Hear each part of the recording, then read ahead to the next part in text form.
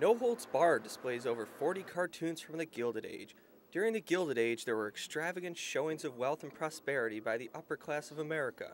The cartoons originally appeared in Puck magazine and take on many of the social political issues of the time in a satirical fashion.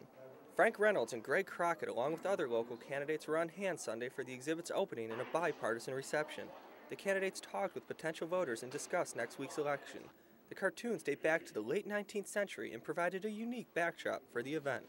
MSU history professor Sam Thomas loaned the cartoons to the museum and serves as the guest curator of the exhibit.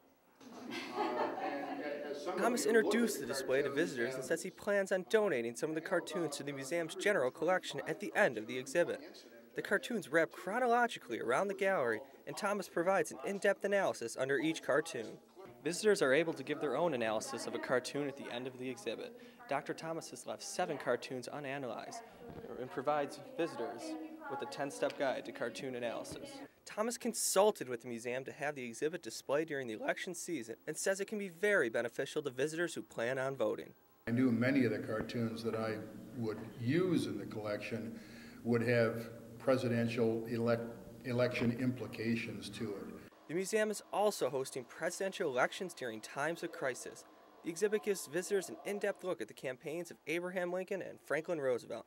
MSU alumnus Doug Kelly provided memorabilia from the 2 campaigns, including license plates, posters, and buttons. Kelly attended Sunday's reception and says the campaigns of Lincoln and Roosevelt offer parallels to this year's election. Social Security Act was the most popular single achievement and has had a huge impact on American society ever since. I think that is still an issue.